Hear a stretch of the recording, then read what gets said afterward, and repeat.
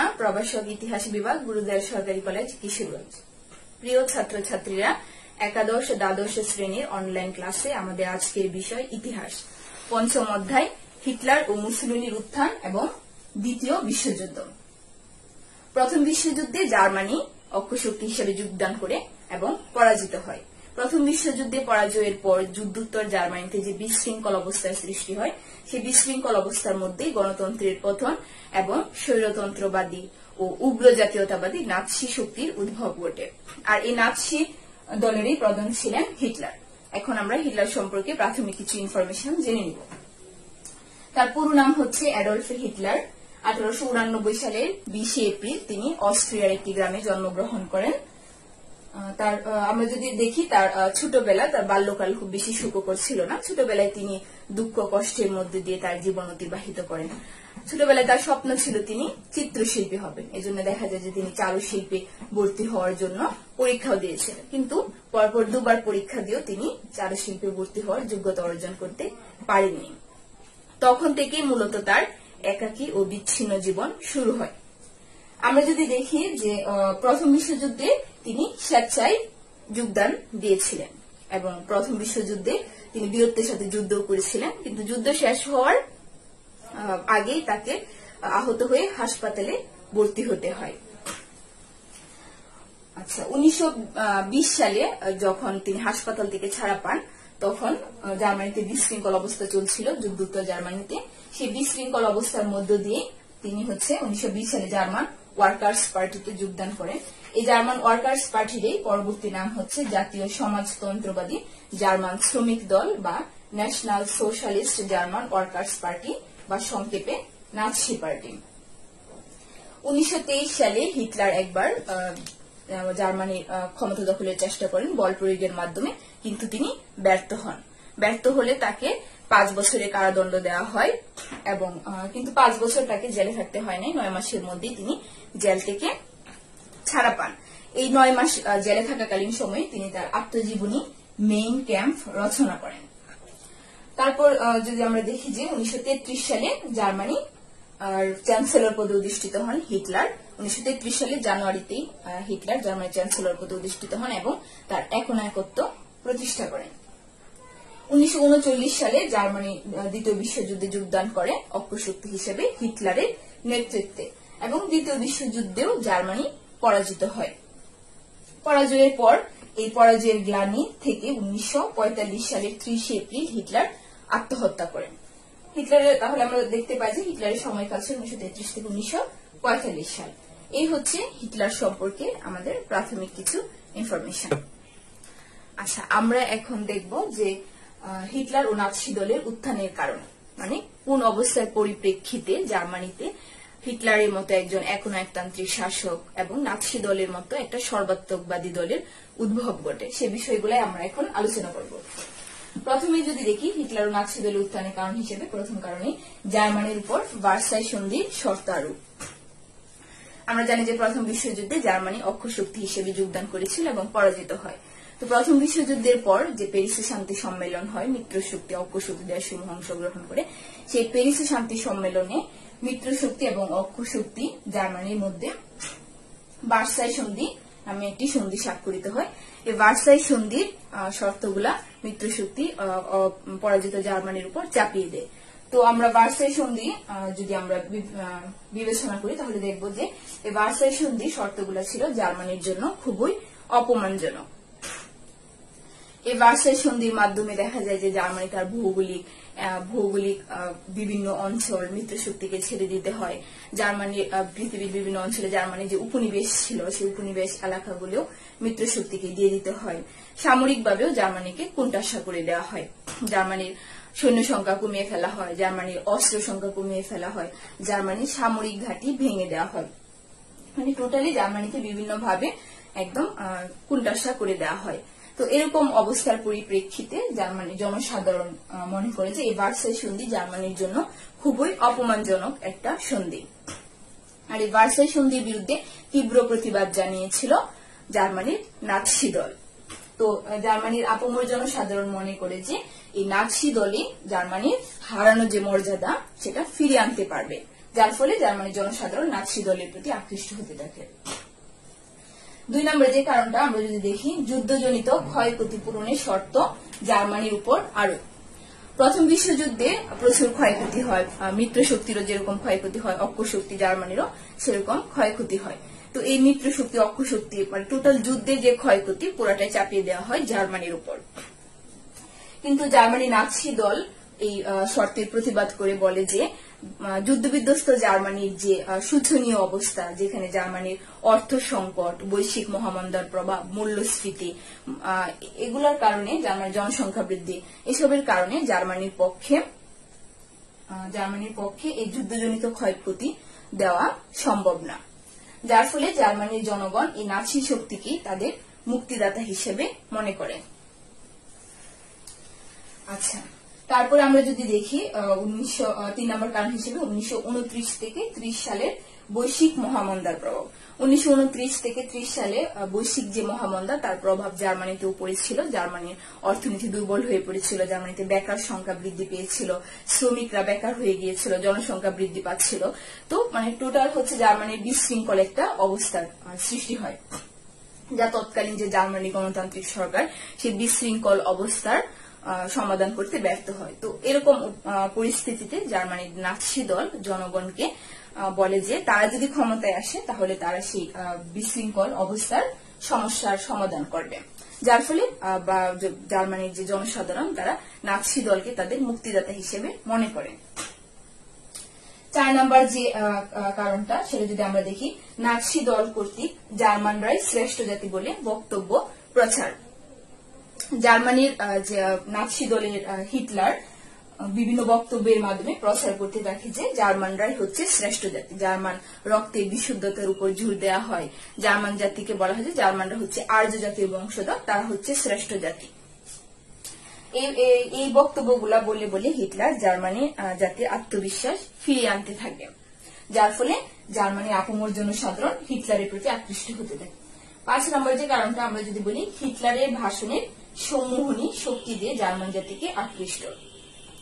Hitler তার ভাষণের সম্মোহনী শক্তি দিয়ে জার্মান জাতির আত্মবিশ্বাস ফিরিয়ে আনে এবং তার এই ভাষণের মাধ্যমে জার্মান জাতিকে আকৃষ্ট করে, যার ফলে দেখা যায় যে জার্মানির যে আপামর জনসাধারণ, কৃষক, শ্রমিক, যুদ্ধ ফেরতের সৈনিক, তারপরে হচ্ছে বেকার শ্রমিক, মধ্যবিত্ত ব্যবসায়ী, তারা দলে দলে এই নাৎসি দলে ভিড়তে থাকে এবং হিটলার এবং তার নাৎসি দলের প্রতি আকৃষ্ট হতে থাকে। এরকম অবস্থার পরিস্থিতি প্রথম বিশ্বযুদ্ধ পরবর্তী জার্মানির এরকম বিশৃঙ্খল অবস্থার মধ্য দিয়েই হিটলার ক্ষমতায় আরোহণ করে। 1933 সালে জানুয়ারি মাসে হিটলার জার্মানির চ্যান্সেলর হিসেবে অধিষ্ঠিত হন এবং তার একনায়কত্ব প্রতিষ্ঠা করেন জার্মানিতে। এখন আমরা ইতালিতে মুসলিমের উত্থান, স্বৈরতন্ত্রবাদী এখন আমরা ইতালিতে মুসলিনি ও তার ফ্যাসিস্ট দলের উত্থান সম্পর্কে জানব। প্রথম বিশ্বযুদ্ধের পর ইতালিতেও শোচনীয় এবং বিশৃঙ্খল অবস্থার সৃষ্টি হয়েছিল। সেই বিশৃঙ্খল এবং শোচনীয় অবস্থার মধ্যে ইতালিতে উগ্র জাতীয়তাবাদী, সর্বাত্মকবাদী ফ্যাসিস্ট দলের উদ্ভব ঘটে, আর এই ফ্যাসিস্ট দলের প্রধান ছিলেন মুসলিম। আমরা এখন মুসলিম সম্পর্কে প্রাথমিক কিছু ইনফরমেশন দিয়ে নেব। তার পুরো নাম হচ্ছে বেনিতো মুসলিনি। 1883 সালে ইতালির উত্তর রুমোনাত নামক গ্রামে জন্মগ্রহণ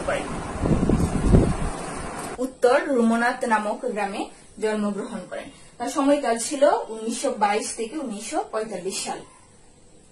প্রথম বিশ্বযুদ্ধের পর ইতালিতে যখন বিশৃঙ্খল অবস্থা চলছিল, সেই বিশৃঙ্খল অবস্থার মধ্য দিয়ে মুসলিনি যুদ্ধ ফেরত সৈনিক, বেকার শ্রমিক ওদেরকে নিয়ে একটা দল গঠন করে 1919 সালে ইতালির মিলান শহরে।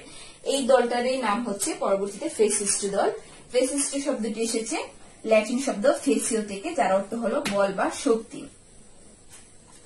আচ্ছা, পরবর্তীতে বেনিতো মুসলিনি ইতালির প্রধানমন্ত্রী হন এবং 1939 সালে ইতালি দ্বিতীয় বিশ্বযুদ্ধে যোগদান করে অক্ষ শক্তি হিসেবে জার্মানির সাথে, এবং দ্বিতীয় বিশ্বযুদ্ধে ইতালি পরাজিত হয়। 1943 সালে মুসলিনিকে প্রধানমন্ত্রীর পদ থেকে পদচ্যুত করা হয় এবং 1945 সালে যখন অক্ষ শক্তি পরাজিত হয়, ইতালির পরাজয়ের পর 1945 সালে মুসলিনি ছদ্মবেশে পালিয়ে যাওয়ার সময় নিহত হন।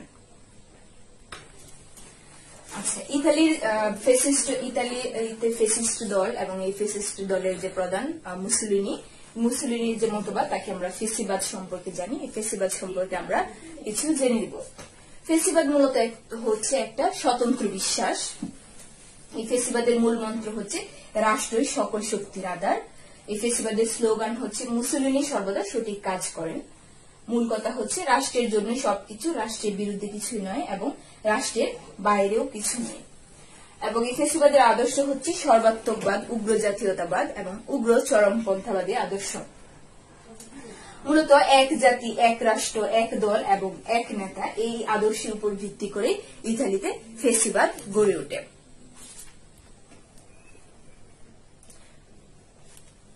এখন আমরা ইতালিতে মুসোলিনির উত্থানের কারণ সম্পর্কে জানবো, যে কি অবস্থার পরিপ্রেক্ষিতে, কোন অবস্থার পরিপ্রেক্ষিতে ইতালিতে ফেসিস্ট দলের মতো একটি সর্বাত্মকবাদী, উগ্র জাতীয়তাবাদী এবং উগ্র চরমপন্থী দলের উদ্ভব ঘটে এবং মুসোলিনির মতো একজন একনায়কতান্ত্রিক এবং স্বৈরতান্ত্রিক শাসকের উদ্ভব ঘটে।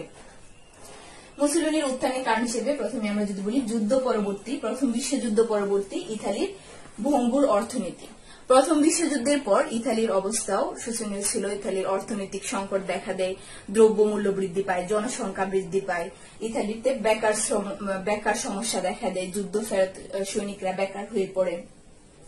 এরকম পরিস্থিতিতে ইতালিতে অরাজক অবস্থা এবং বিশৃঙ্খল অবস্থার সৃষ্টি হয়, যার ফলে ইতালির যে আপামর জনসাধারণ ইতালির ও তৎকালীন যে উদারপন্থী গণতান্ত্রিক সরকারের প্রতি আস্থা হারিয়ে ফেলে। 2 নম্বর যে কারণ আমরা যদি দেখি, প্যারিসি শান্তি সম্মেলনে ইতালির আশাভঙ্গ। প্রথম বিশ্বযুদ্ধে ইতালি মিত্র পক্ষে যোগ দিয়েছিল অনেক আশা নিয়ে, সাম্রাজ্য বিস্তারের অনেক আশা নিয়ে সে মিত্র শক্তিতে যোগ দিয়েছিল, যে মিত্র শক্তি বিজয়ী হলে তার অনেক আশা আকাঙ্ক্ষা পূরণ হবে। কিন্তু দেখা যায় যে প্রথম বিশ্বযুদ্ধের পর যে প্যারিসে শান্তি সম্মেলন হয়, সেই প্যারিসে শান্তি সম্মেলনে ইতালির আশা ভঙ্গ হয়। ইতালি হচ্ছে প্রথম বিশ্বযুদ্ধের পর প্যারিসে শান্তি সম্মেলনে ইতালির সব আশায় ভঙ্গ হয়। ইতালি তার সাম্রাজ্য বিস্তারের আশা আকাঙ্ক্ষা যে ছিল সেটা পূর্ণ হয়নি এবং প্রথম বিশ্বযুদ্ধে ইতালির কিন্তু অনেক ক্ষতি হয়েছিল। সামরিক দিক দিয়ে ক্ষতি হয়, অর্থনৈতিক দিক দিয়ে ক্ষতি হয়, ইতালির অনেক সৈন্য সংখ্যা মারা গিয়েছিল। কিন্তু দেখা যায় যে ক্ষতিপূরণ প্রশ্নেও ইতালি বঞ্চিত হয়, যার ফলে ইতালির জনগণের মধ্যে অনেক ক্ষোভ ছিল। ইতালিতে বিশৃঙ্খল অবস্থার সৃষ্টি হয়। তৎকালীন যে গণতান্ত্রিক উদারপন্থী সরকার ইতালির সেই বিশৃঙ্খল অবস্থার সমস্যা সমাধান করতে ব্যর্থ হয়, যার ফলে ইতালির আপামর জনসাধারণ চাচ্ছিল এমন একটা সরকার যা তাদের আশা আকাঙ্ক্ষা পূরণ করবে। এবং এই পটভূমির প্রেক্ষিতে দেখা যায় যে ইতালিতে সর্বাত্মকবাদী ফেসিস্ট দলের উদ্ভব ঘটে এবং এই ফেসিস্ট দলের যে প্রধান দলনেতা বেনিতো মুসোলিনি ইতালির প্রধানমন্ত্রী হন এবং ইতালিতে একনায়কতন্ত্র প্রতিষ্ঠা করেন। এখন আমরা দ্বিতীয় বিশ্বযুদ্ধ সম্পর্কে অল্প কিছু আলোচনা করব। তো এতক্ষণ আমরা যা পড়লাম, জার্মানিতে হিটলারের নাৎসিবাদ এবং ইতালিতে হচ্ছে বেনিতো মুসোলিনির ফেসিবাদ।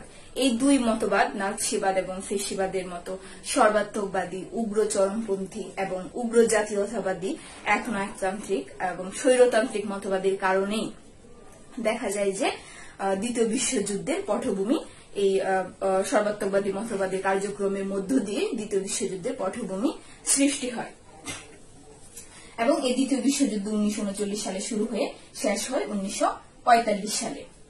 এই দ্বিতীয় বিশ্বযুদ্ধে অক্ষশক্তিতে ছিল জার্মানি, ইতালি এবং জাপান। জার্মানির হিটলার এবং ইতালির বেনিতো মুসোলিনি এবং জাপান, ওনারা ছিলেন হচ্ছে অক্ষশক্তি।